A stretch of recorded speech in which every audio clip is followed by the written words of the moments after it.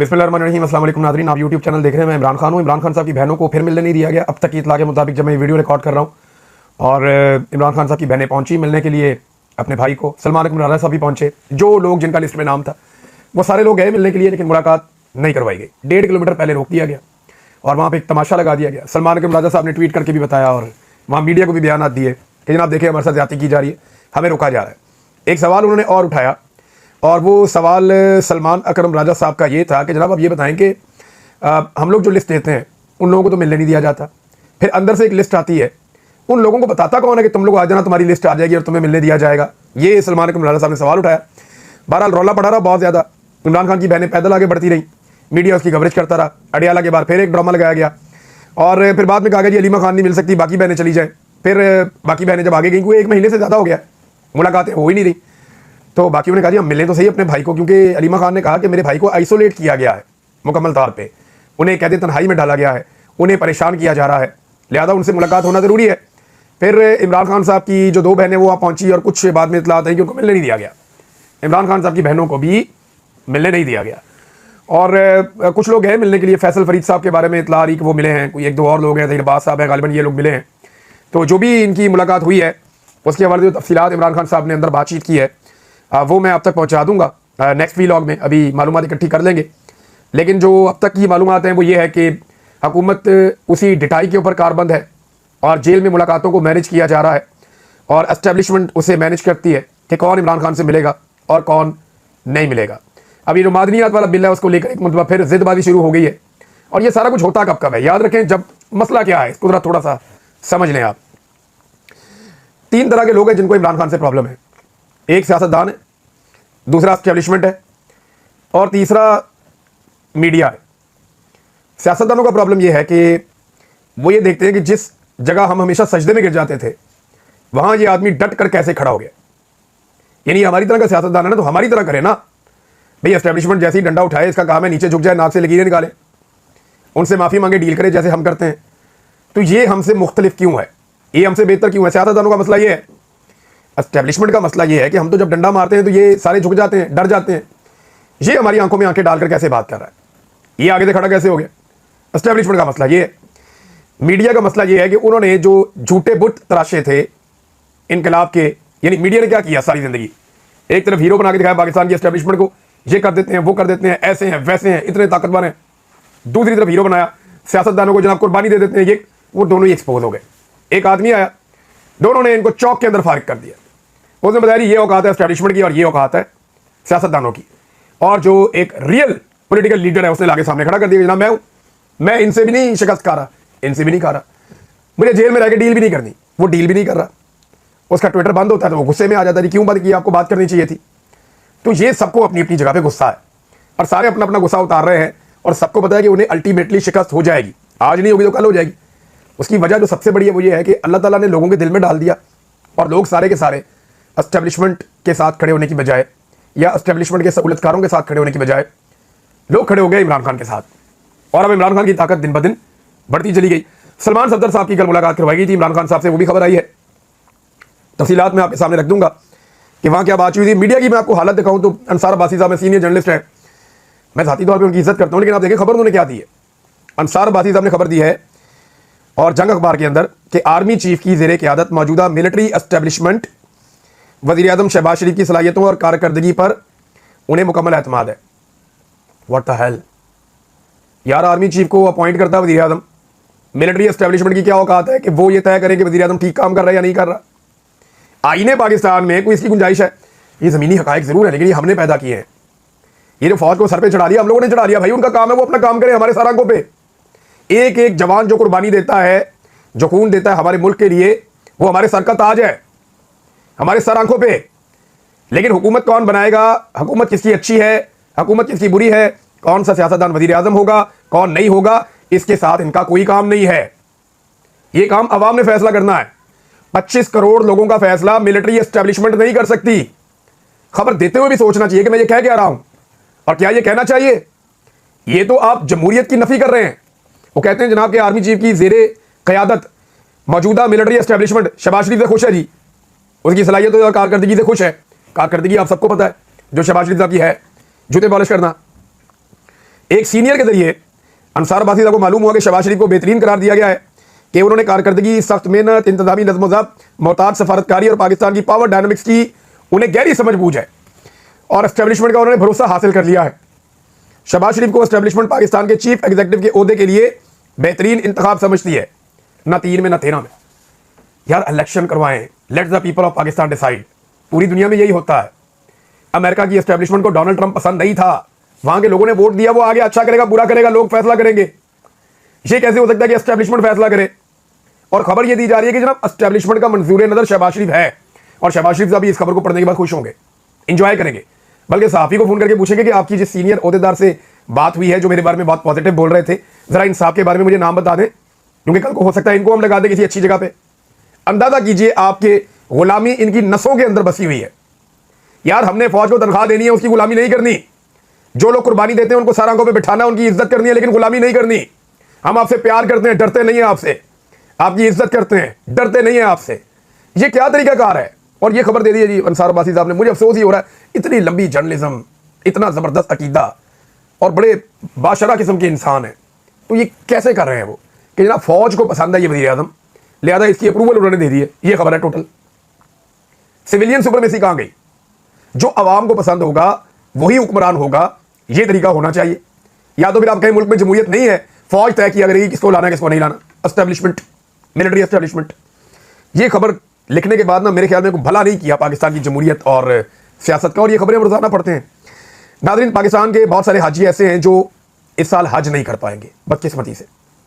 कसूर हाजियों का नहीं है, उन्होंने तो अपने पैसे एडवांस में जमा करवा दिए थे। 48 अरब रुपया लगभग बनता है जो इन्होंने 50 अरब के करीब इन्होंने एडवांस में जमा करवा दिया था। 50 अरब एडवांस में जमा करवाने के बावजूद पाकिस्तान के लगभग 67,000 हाजी हज पे नहीं जा सकेंगे, और ये इस हुकूमत का नकम्मापन है, नालायकी है। ये पैसा आगे उस तरीके से दे ही नहीं सके, जो काम जिस तरह करना था इन्होंने किया ही नहीं, इन्हें समझ नहीं आई, और 67,000 हाजी हज पे नहीं जा पाएंगे।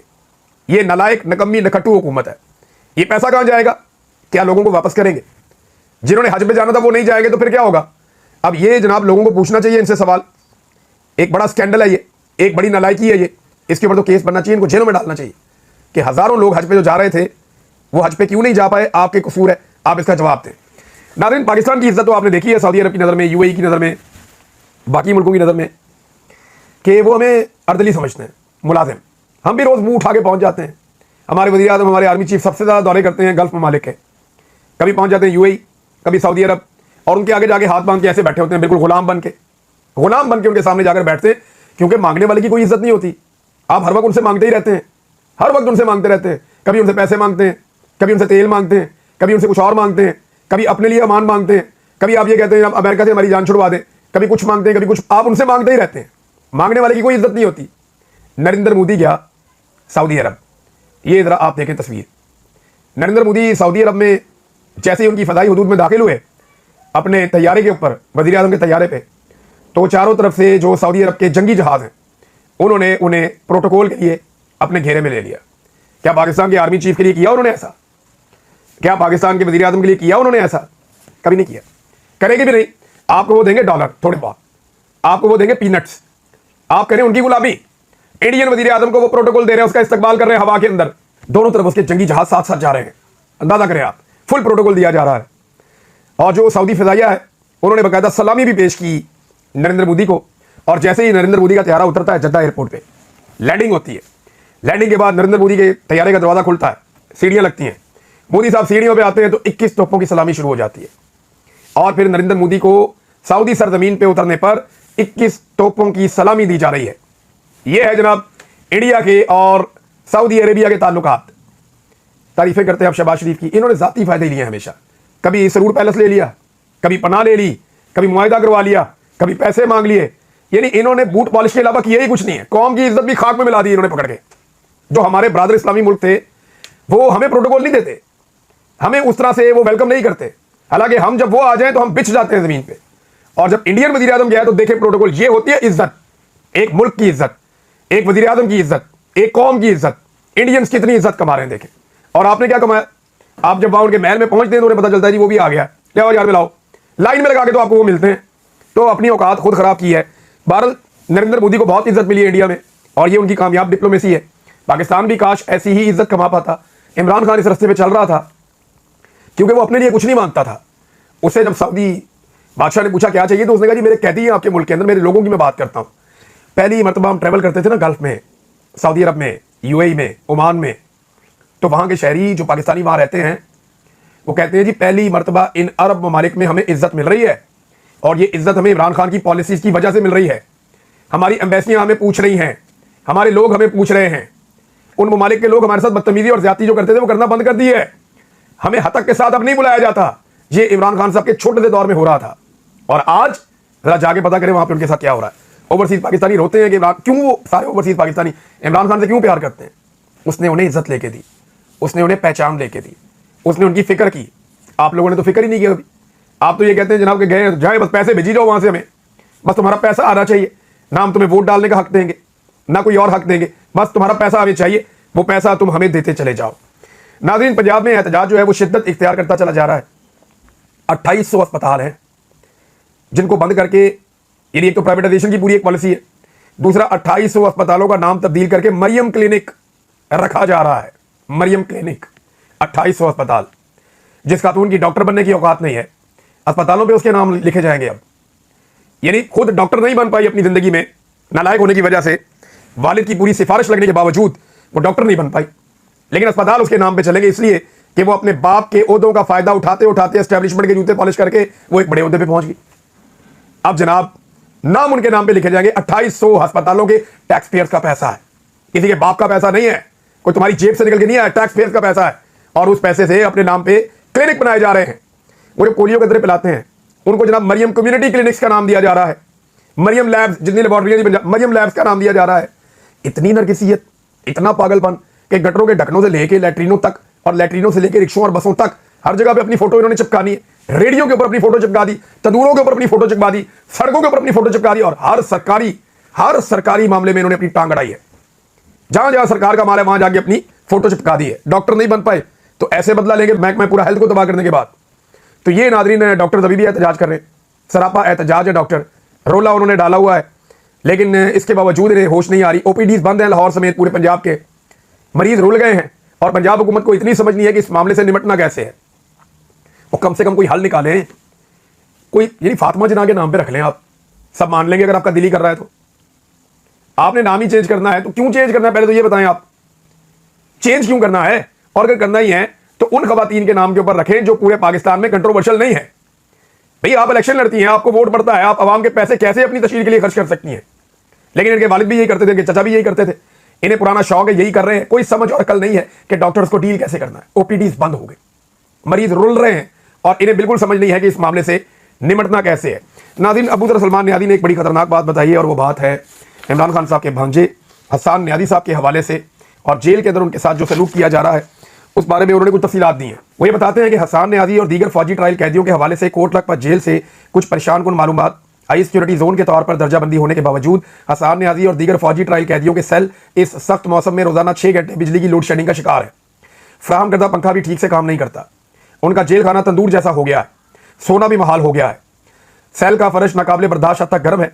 ये सूरत हाल इंसानी सलूक के बुनियादी हक की खिलाफ वर्जी करती है। जेल में तमाम कैदियों को एयर कूलर तक रसाई हासिल है। ताहम हाई सिक्योरिटी सेल्स में जेर हिरासत फौजी मुकदमे के कैदियों को जानबूझकर अलग किया गया है, उन्हें यह सहूलत नहीं दी जा रही। कोशिश यह है कि इनको तोड़ा जाए। खासतौर पर जो अभी मुझे इत्तला मिली है, जो मियाँ आबाद फारूक ने किया बाहर आने पे, जब उन्हें मौका मिला मीडिया को देखने का, बात करने का, तो उसके बाद मुबैना तौर पर उन पर काफ़ी सख्ती की गई है और ये सख्ती शायद उसी रिकॉर्ड का हिस्सा है। नाज़रीन, जो अमेरिकन आए थे पाकिस्तान में, वो जब मिलकर गए हैं पाकिस्तानी गवर्नमेंट को, पाकिस्तानी आर्मी चीफ को, इमरान खान साहब से उन्हें नहीं मिलने दिया गया।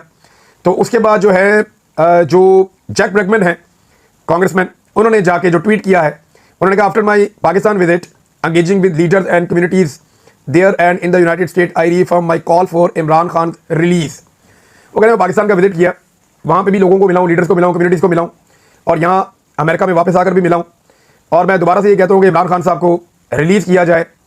पाकिस्तान और अमेरिका की स्ट्रॉन्ग पार्टनरशिप जो है वो डेमोक्रेसी से, ह्यूमन राइट से और इकनॉमिक प्रॉस्पेरिटी से, माशी तरक्की से ही मुमकिन है और हम सबको आगे बढ़कर आज़ादी और स्टेबिलिटी के लिए काम करना चाहिए।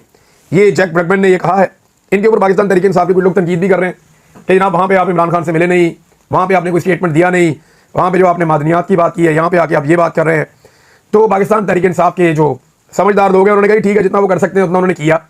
और अगर आज वो आर्मी चीफ से मिलने के बाद भी ये कह रहे हैं कि इमरान खान साहब को रिहा किया जाए, तो इसका मतलब ये है कि उन्हें सिस्टम कायल नहीं कर सका कि इमरान खान को अंदर रखना है। और जो भी ये आवाज़ उठाता है, हमें उसकी आवाज़ में लानी चाहिए। इनकी भी अपनी कुछ एक हदूद होती है जिनसे वो आगे नहीं जा सकते, कुछ अपनी पॉलिसीज होती हैं जिनको वो वायलेट नहीं कर सकते। लेकिन इंसानी हकूक़ के मामले पे अमेरिका से अभी भी उम्मीद है पाकिस्तान तहरीक इंसाफ के लोगों को कि इंसानी हकूक़ के मामले पे इंसाफ दिलाने में अमेरिका अपना रोल प्ले करेगा, क्योंकि ज्यादती शुरू अमेरिका के एक साइफर के बाद हुई थी।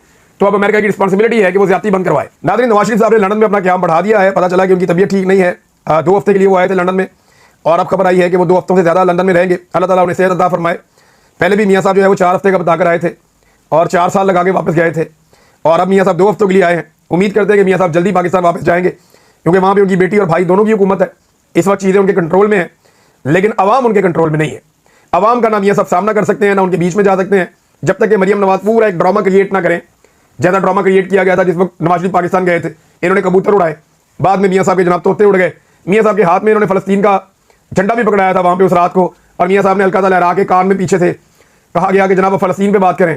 तो मियाँ साहब ने 2 जुमले बोले थे, लेकिन फ़लस्तीन के बारे में मियाँ साहब ने, उनके भाई ने, उनकी बेटी ने, इनकी हुकूमत ने कुछ नहीं किया, बल्कि जो लोग भी फ़लस्तीन के हक़ में एहतजाज करने के लिए निकले उनके लिए इन्होंने ज़मीन तंग कर दी, और इन्होंने हर वो काम किया जिससे फ़लस्तीन के लिए अगर कोई आवाज़ उठाए तो उस आवाज़ को कुचला जा सके।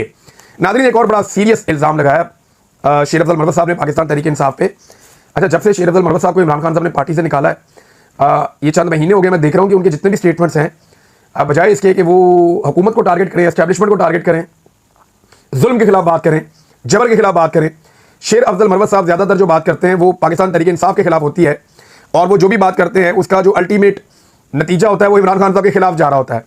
अब शेर अफजल मरवत साहब ने जो इल्ज़ाम लगाया वो ये कहते हैं कि उमरकोट इलेक्शन में, जो सिंध में हुआ, भी 30 करोड़ रुपया हिंदू बरादरी ने पाकिस्तान तहरीक इंसाफ को दिया, वो पैसा तहरीक इंसाफ के लोग खा गए। लाल मली को जानबूझकर इलेक्शन लड़वाया गया ताकि हिंदू बरादरी से चंदे का पैसा लिया जा सके। शेर अफजल मरवत साहब ने ये कह दिया जनाब।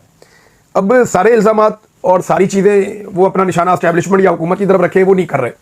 शेर अफजल मरवत साहब को जब से इमरान खान साहब ने पार्टी से निकाला, वो बदला इमरान खान से ऐसे ले रहे हैं कि मुंह से वो कहते हैं इमरान खान मेरा लीडर है, लेकिन हर वो स्टेटमेंट देते हैं, हर वो बात कहते हैं जिसका नुकसान इमरान खान साहब को होता है। तो पॉलिटिक्स जो है ना बड़ी जालिम चीज़ है।